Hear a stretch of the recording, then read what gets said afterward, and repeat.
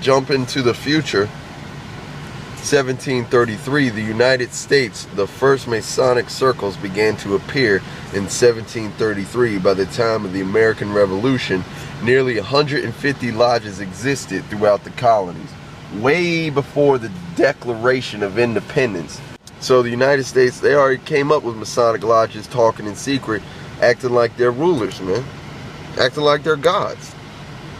In 1761, James Otis, known for his famous challenge to the British, imposed writs of assistance, general search warrants, designed to enforce more strictly the trade and navigation laws in North America.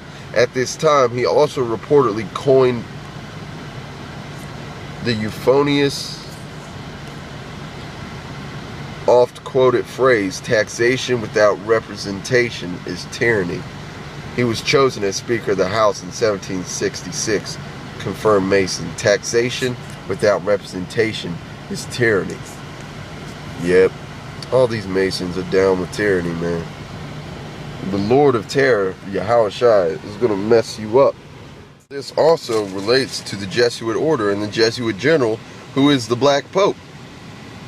So no wonder they're using the scriptures against you, because they're affiliated with the Rosicrucian Roman Catholic system. And here's some more information. In 1773, it's just like Freemasonry. The lower Freemasons have no idea that the high Shriner Freemasons are working for the Jesuit generals, like you 1, 2s, and Master Masons, man.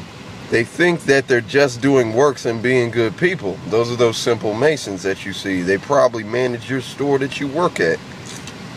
But the bottom line is that the high-level Freemasons are subject also to the Jesuit general, because the Jesuit general, with Frederick the Great, wrote the high degrees, the last 8 degrees of the Scottish Rite Order, and the most powerful Freemason they had in the craft, Frederick the Great, during their suppression. So they needed some type of magic to have people back them up, because they knew Jake was powerful and numbered more than the stars. That is an irrefutable conclusion. And then when you see the Napoleon Wars, the French Revolution, and the Napoleon Wars carried out by Freemasonry, everything Napoleon did and the Jacobins, whatever they did, completely benefited the Jesuit order. IHS, alright? Isis, Horus, and Set.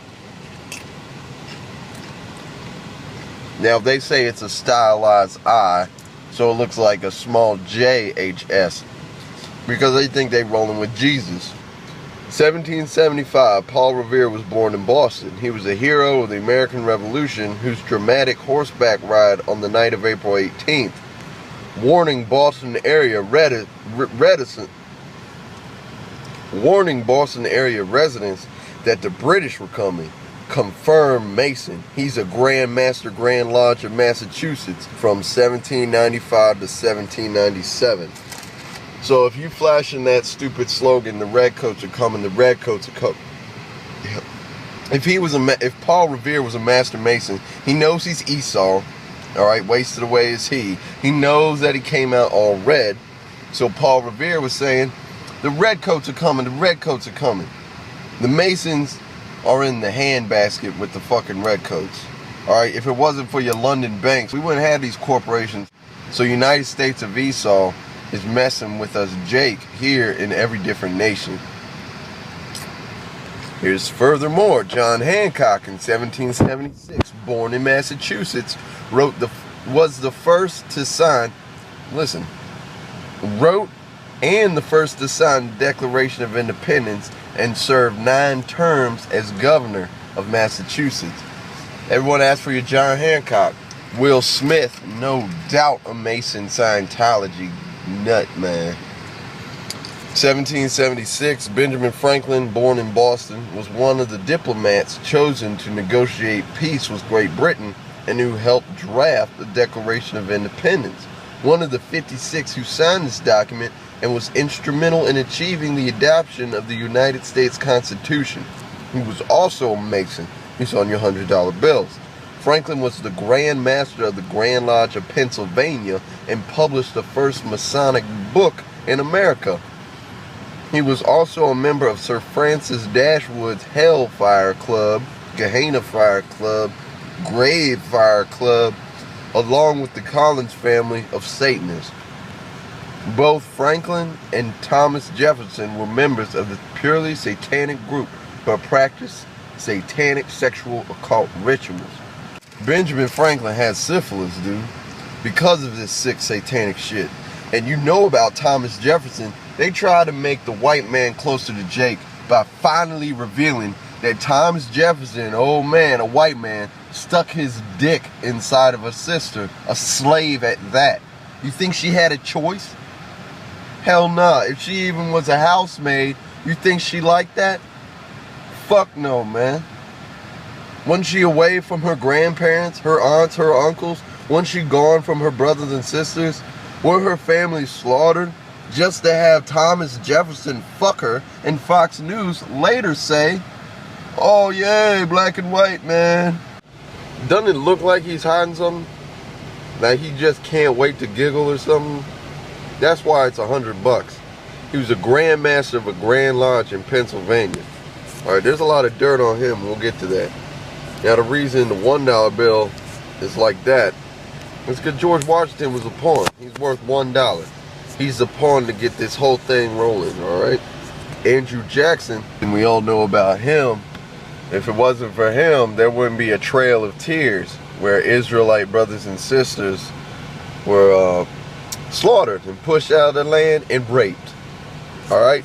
Because of Andrew Jackson. And look at that big filthy bird next to his head. You got this guy who grew his beard. He definitely trimmed it. He was an Amalekite. History now shows that this dude was an Amalekite, a fake Jew. And what did he do? He acted like he was Hebrew, and he's been quoted as saving the slaves. You ain't a Jake and you never saved the slaves. All you did was give us a 9 to 5. There's the old Andrew Jackson, proud about what he's done to the Native American Indians. Also, going back, who was Abraham Lincoln? They made this movie, right, just now, Tim Burton, Abraham Lincoln versus the vampires and some shit. That's because the truth is spilling out on you, Abe. You're an Amalekite, and also, I hear you had a separate bedroom for your wife so your best friend could sleep in bed with you. So you're a typical heathen, man. You laying with another man, dude. You never freed no slaves, man. You gave us a uniform. Remains of 10 bodies at Ben Franklin's home. Workmen have dug up the remains of 10 bodies hidden beneath the former London home of Benjamin Franklin, the founding father of the American independence. The remains of 4 adults and 6 children were discovered during the $31.9 million restoration of Franklin's home at 36 Craven Street, close to Trafalgar Square. Researchers believe that there could be more bodies buried beneath the basement kitchens. Initial estimates are that the bones are about 200 years old and were buried at the time Franklin was living in the house, which was his home from 1757 to 1762 and from 1764 to 1775. Most of the bones show signs of having been dissected, sawn, or cut. One skull has been drilled with several holes. Paul Knapman, the Westminster coroner, said yesterday, one cannot totally discount the possibility of a crime. There is still a possibility that I may have to hold an inquest. That's from 10 bodies found under Ben Franklin's home. 1776 comes around. The Illuminati formed a committee entitled the Biblical Destruction Group.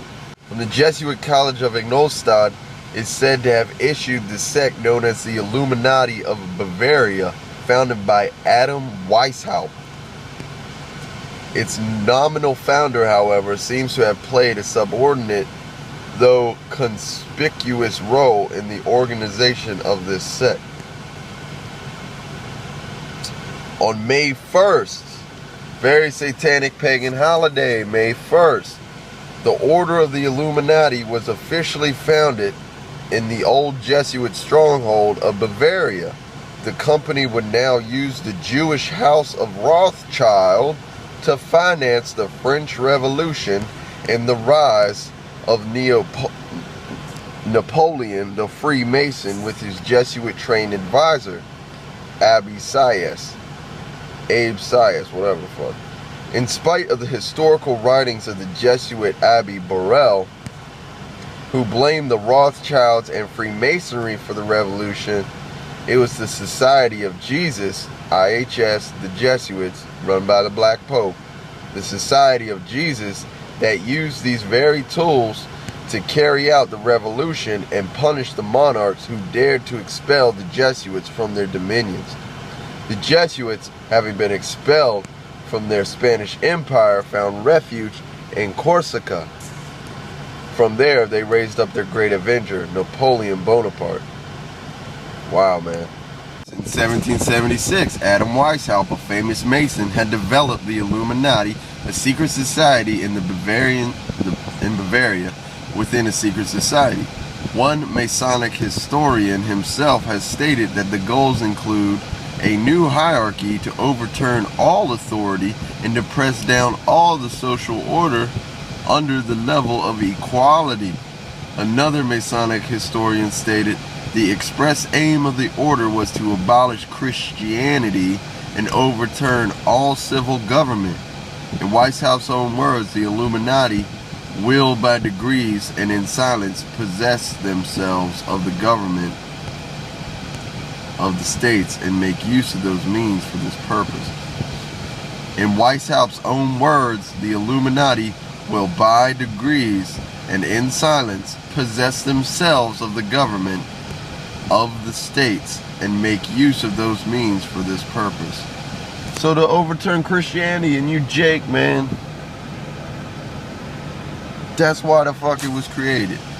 One of the main reasons was to get rid of the Holy Scriptures, because it's going to spark your brain, man. By Franklin D. Roosevelt himself. In politics, nothing happens by accident. If it happens, you can bet it was planned that way. Ain't that fucked up, man? And they let you stumble in this cage of cheese.